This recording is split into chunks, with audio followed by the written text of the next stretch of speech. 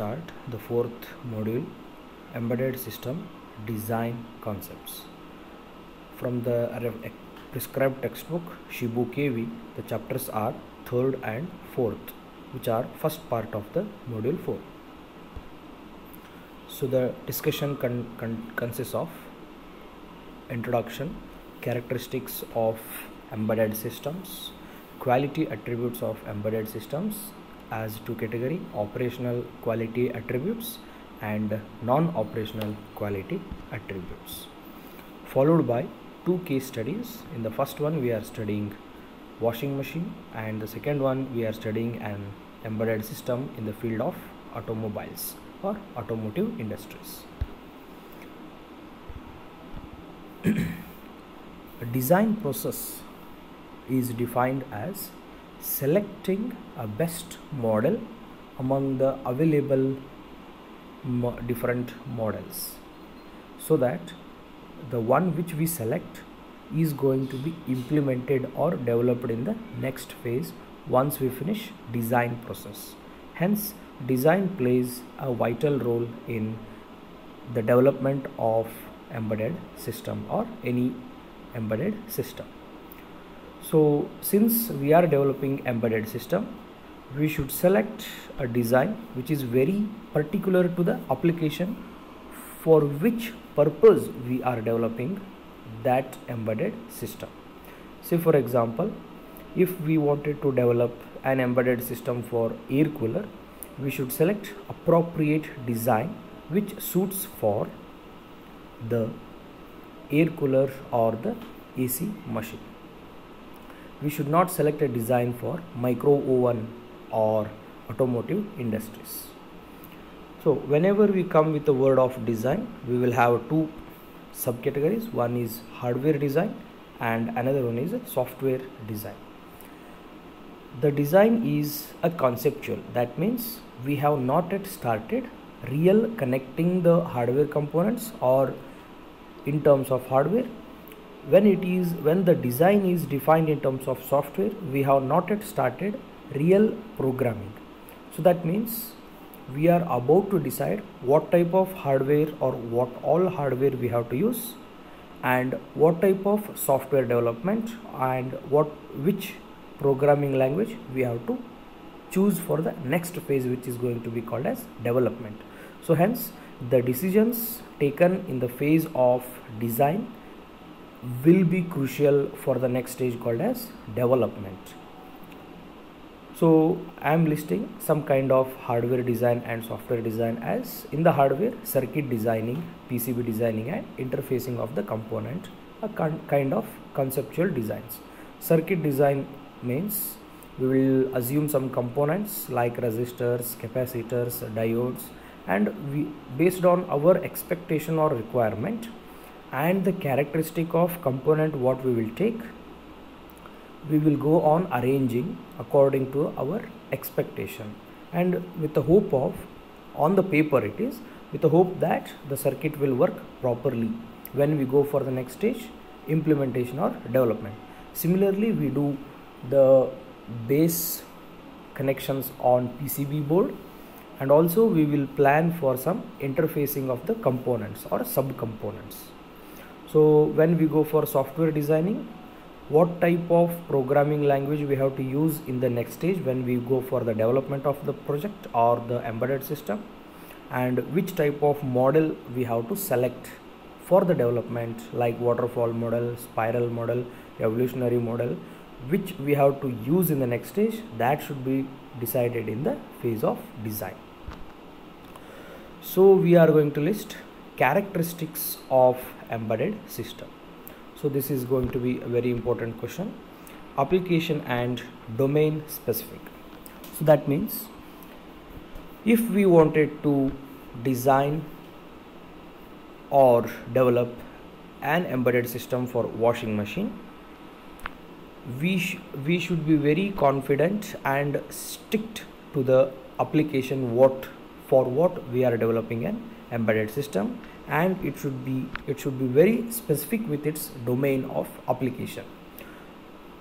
Some we are using like embedded system in the automobile industries like car, music and all those things. Here purpose should be very clear, that for which work we are going to implement the embedded system. So the meaning of application and domain specific means we should be very confident and very narrow with respect to the application where we wanted to use that embedded system, which we are going to design and develop in the future time. So the second characteristic is reactive and real time. So the reactive means the machine should respond to the user who is going to operate it. We should not develop an embedded system which is never going to respond. If you take example of ATM machine, the ATM machine responses are few. I am going to list, like whenever we insert a card and give the pin what we remember, if it is correct, the machine will respond like go for the next stage. It will give a menu for pin change or for cash withdrawal or for the mini state. If the pin number is wrong, it will respond us with invalid pin number. Like this, it is a reactive, and also it should be real time. That means the response should come from the embedded system on time. So after entering the pin number, it should not take 1 hour to evaluate whether the pin is correct or not, or more than 1 hour. So that is called as non-real time. That means within 30 seconds or the prescribed time, it should respond with a message whether it is correct or not. And the third characteristic is an embedded system should work even in difficult environment. Difficult environment, like if we placed a sensor and actuator based circuit for weather report on some desert where there will be a heavy temperature or heavy wind in some situation, even in such a scenarios also it should work.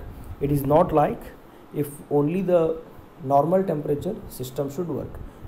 When we are designing, we should take care about that particular conditions also. So the next characteristic is distributed. That means we cannot expect complete embedded system in only one place. Say for example, a local server. So here, when as a client server concept of data fetch or the data search, we will give some related question to the servers. If the data or the answer related to that question are available in the local server, they will respond with that. Otherwise, they will forward that question to the other servers or nearby servers.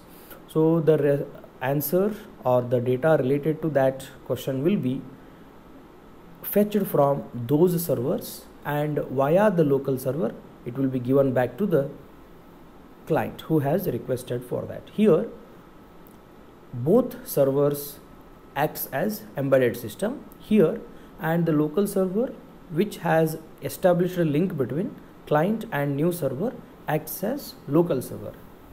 And one more important thing why we should think about distribution is, if we keep all type of tasks in one computer instead of distributed architecture, the computer or the machine who is going to serve for the client will have more complexity.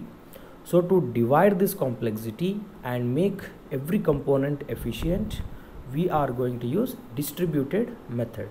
In the distributed architecture, for every group of tasks, one machine will be placed in one particular place, geographically as well as logically. So some set of works will be done by a part of the system. So together, when we club all the sub parts, they will become one embedded system for one particular purpose. And the next characteristic of an embedded system is the embedded system should be small size and with a small weight. Say for example, mobile phone is the best example here. So the user will not be happy if we manufacture big size and heavily weighted embedded system like mobile. So users are will be it will be easy for user to use whenever the devices are handy, especially the mobile field. So the devices embedded system should be very small in size and lighter in the weight. So power concerns is one more important characteristic. Power concerns or power consumption. Embedded system should not consume more power. It should operate in less power, and also very important thing is embedded system should support sleep mode. I think we all know about sleep mode of an embedded system. If user is not communicating right at that moment, so computer or an embedded system goes for sleep mode. Sleep mode means only processor is little active. The supply to the user interface devices like input devices and output devices will be paused or stopped for a while, unless one more time user gives the some signal, so that all the devices will become active.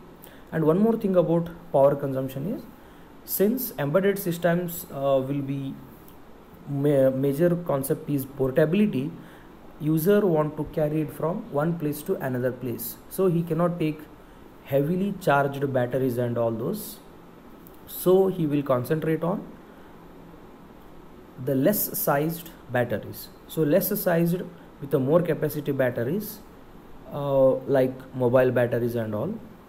So there, if the embedded system consumes more power, he should keep on charging for frequently.